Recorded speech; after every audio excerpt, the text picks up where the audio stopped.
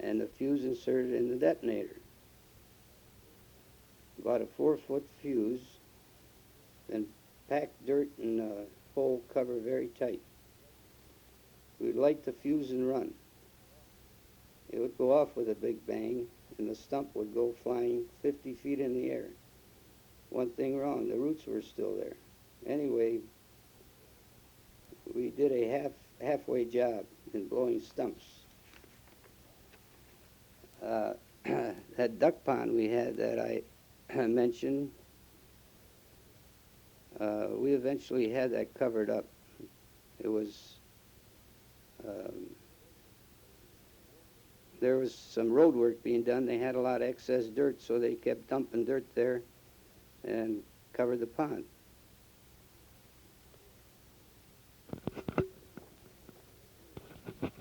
Anyway, Grandpa worked 4 years in the foundry and finally paid off the mortgage on the farm. And I graduated from high school and was tired of doing farm chores.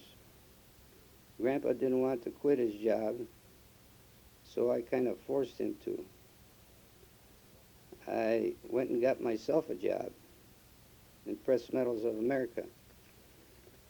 And I was making about $1 an hour.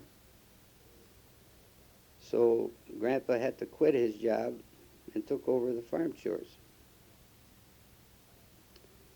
Now, let's go back to 1939. I just thought of something.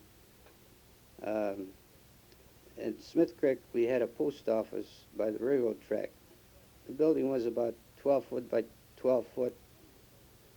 And one night, some Detroit hoods decided to burglarize the post office. They were spotted by some neighbors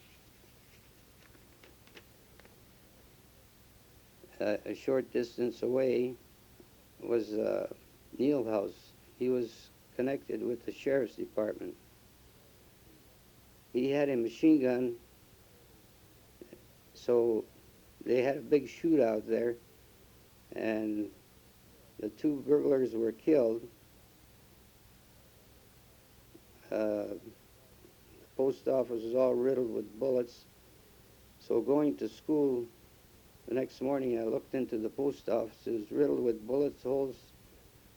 Looked like a sieve. So that was a big event in Smith Creek. Anyway, back to 1946. I worked at Press Metals.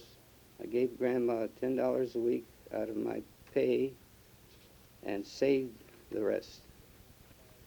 I was itching to buy a new car. Well, new cars were scarce because post-war production was slow in getting started, and you had to get on a waiting list. So I couldn't wait, so I bought a used car. After working 18 months, I'd saved $1,800. Bought the used car in 1946 Oldsmobile. Then I started getting around more, dating. And after I got the car, I couldn't save a nickel. In 1948, I got sick with Unland fever. It's a low-grade fever, but very uncomfortable. And I got it from the milk cows. Our milk, drinking raw milk. Cows were infected with Bang's disease, and this is how I got that fever, unpasteurized milk. I had to take antibiotic pills every 4 hours around the clock for weeks. I finally got better, but Grandpa had to sell the cows that were infected. And started from scratch. He bought calves and started a new herd. 1948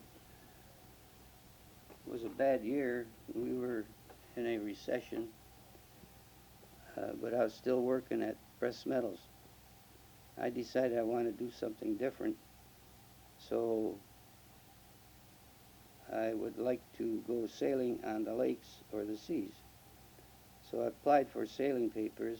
I had to drive into Detroit every day for 2 weeks, taking tests, physicals. They put me through the mill.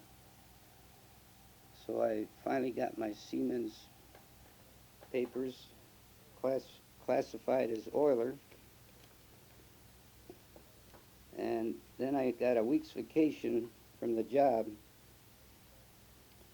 So I decided to go to Cleveland, Ohio, and get a job on a lake boat or seagoing ship. When I told Grandpa and Grandma what I was going to do, they were very upset. But I told them if I couldn't get a ship within 1 week, I would be back. I sold my car, and with a loss, of course, and caught a Greyhound bus at Rattle Run to Detroit, and then from Detroit to Cleveland, Ohio.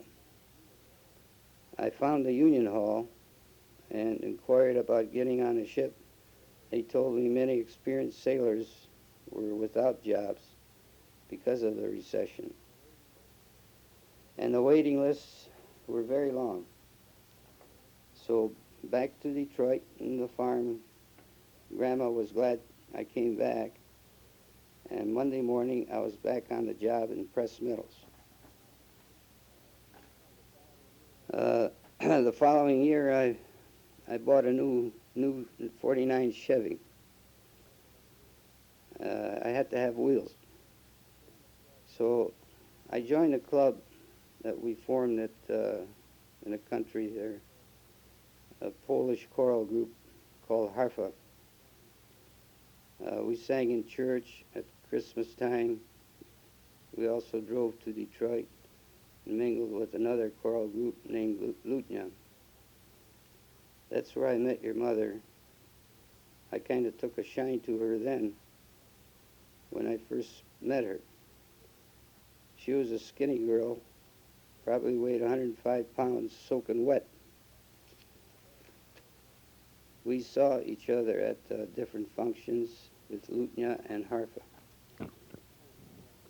And at dances. We went out a couple of times. It was a long drive to the city, 60 miles one way, so we didn't date too often. I enrolled in a correspondence school course in drafting. I completed the course in about 9 months. I will have to admit I was pretty good at drafting. I did date a few local girls, nothing serious, still working in Press Metals and helping Grandpa with farm chores. In 1951, the Korean War broke out, and I was drafted into service in January. Uncle Harold was drafted at the same time, so we got acquainted. He lived not too far from where we lived. So we were bused to Fort Sheridan, Illinois, spent about 1 week there. We were then assigned to Camp Carson, Colorado. They flew us there by plane. We had 6 weeks of basic training, then 5 months advanced training. I was in a tank company, so we trained in tanks. We were the 196th Infantry Combat Team. It consisted of 3 battalions of infantry and support companies like the engineers, artillery, medics, of course, 1 company of tanks. We had 20 tanks, a few half tracks, also trucks, jeeps. We had to have our gear ready at all times. When the alert sounded, we had to be loaded into the tanks in 5 minutes. I remember one cold morning, temperature dropped to like 45 below zero. There wasn't one vehicle that would start.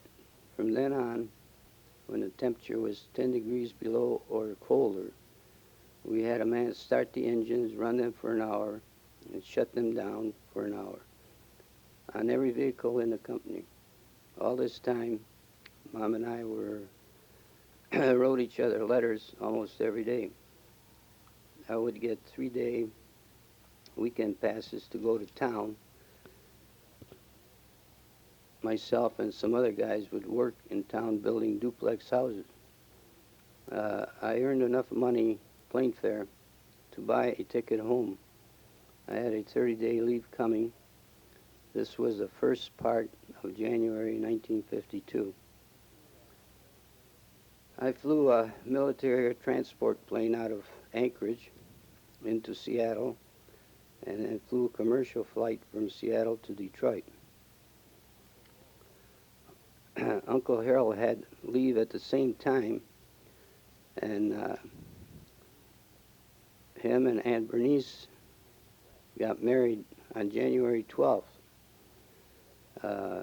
Mom and I stood up for their wedding, and that's when Mom and I got engaged. We thought about us getting married while I was on leave.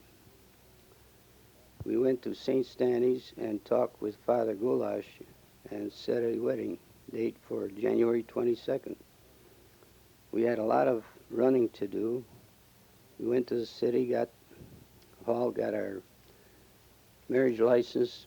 We wanted a small wedding, but when Grandma Petrilka and Auntie Rini got their hands into it, it turned out bigger than we wanted or intended.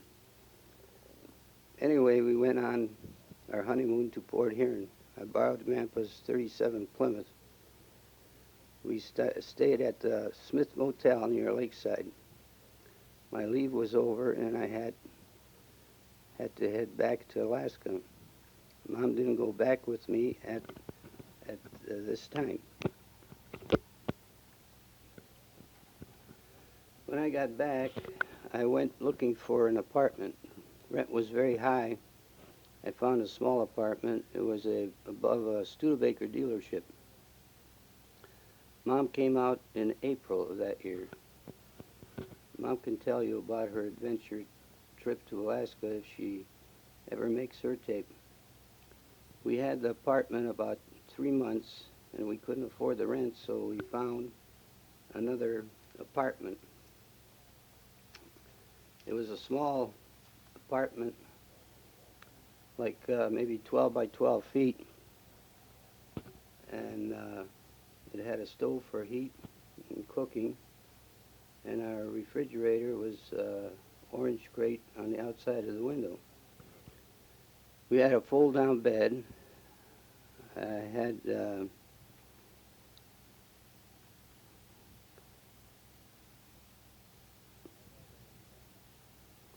had a off-post pass where I could go home at night, but I had to be back at the post every morning at 6 a.m. for roll call and duty. I had to hitchhike most of the time till one of the guys bought a car, and we pulled together and got to camp in the morning. When we had field maneuvers, sometimes Mom and Aunt Bernice were left alone for 2 to 3 weeks at a time. We shopped for groceries at the Army Commissary. Anyway, my tour of duty was up in January of '53. We were shipped out in December '52. We went by train from Anchorage to Port Whittier. The snow was 12 foot deep. Looked like we were going through a tunnel. We boarded a troop ship in Fort Whittier and started our journey to Seattle. The North Pacific was really rough. Everybody was seasick on board, including the sailors. For some reason, I didn't get sick. Mom, Aunt Bernice, and Uncle Harold thought they would die.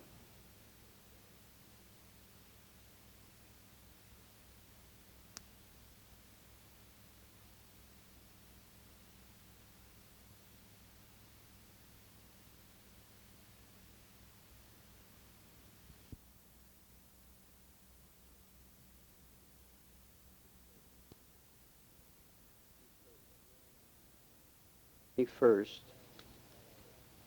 Uncle Harold and I got our traveling papers in Fort Lawton, uh, Washington. So Uncle Harold had a car, a 1946 Ford stored at one of our Army buddies' parents' place in Oregon. And we started out our journey home to Detroit. Uh, and on the second day on the road, we're coming down this mountain in Wyoming. And the car was running rough.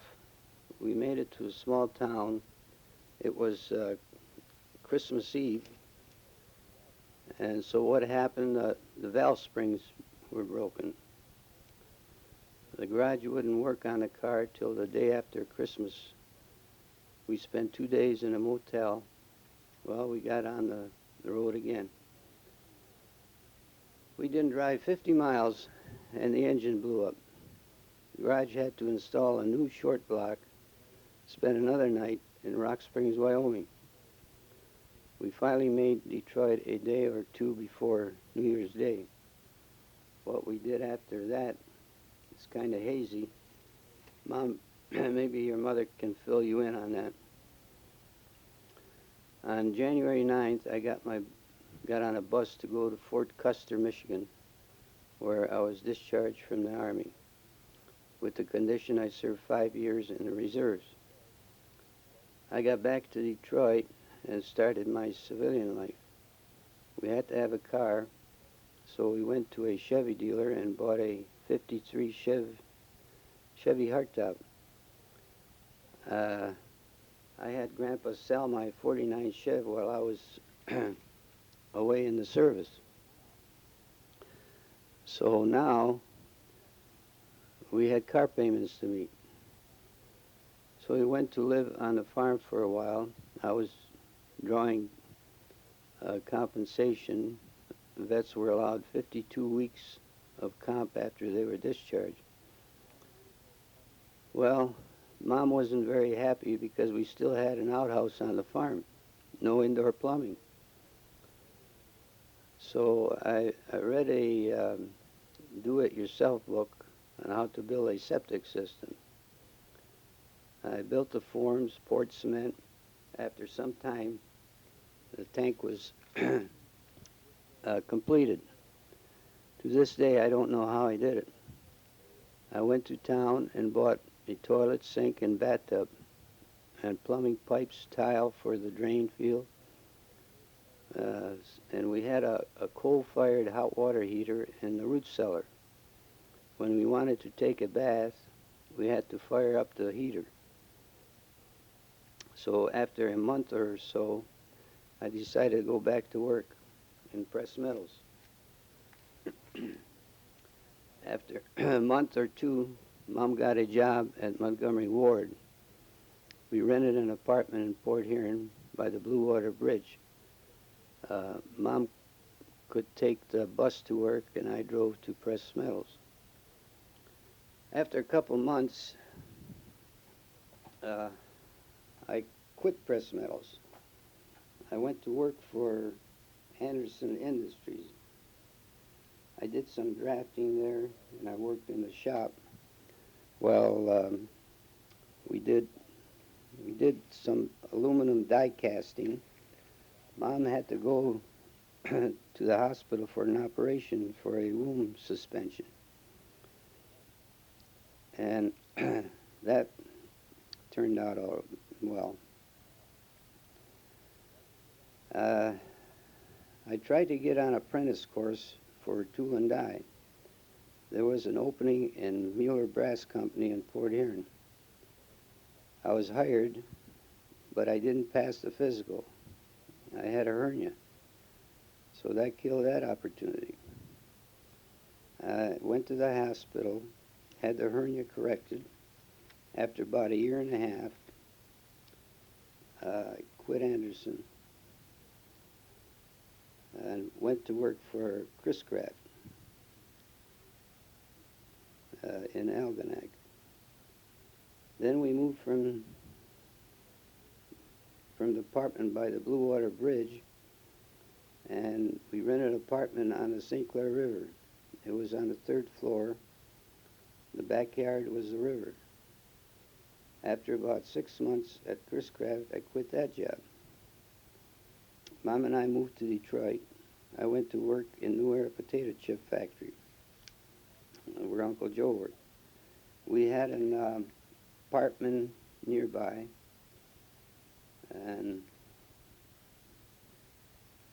I think Mom went to work at Bell at that time. I worked 90 days in New Era and quit. Then I went to work for Chrysler, the Dodge plant. Also worked 90 days and quit. From there, I went to work for Will Truing. They manufactured diamond industrial tools. We moved again to Van Dyke, Michigan, on Page Street. It was a two-family house. We lived on the ground floor, and there were renters on the upper floor. I enrolled in college of engineering. I went to school nights and worked at Will Truing during the day. So now, lo and behold, Ford Motors Company called me about apprenticeship for tool and die. I took my entrance exam. I scored well on the exam. About a month later, they called me if I wanted to start up my apprenticeship. I definitely said yes. I quit working at Will Truing and started working at Ford Motor Company on August 1st, 1955. We were still living in Van Dyke, and Mom wasn't happy with the people living upstairs. So we went shopping for a house. We bought the house on Calvin Street. The cost of the house was $15,500. We got a GI mortgage. We put down about $1,500, and the payment started at $68 a month. We moved in on January 1956. We had very little furniture, mostly orange crates. Mom was pregnant with Gerard, and then Gerard was born in July. I had a heavy schedule. I worked 8 to 10 hours a day and about 3 hours of schoolwork. We were taking our classes at Dearborn Community College, which is now part of U of M. So Mom can take over and fill in the events I forgot. I thank God for 3 lovely children, and good children you are. I love you all.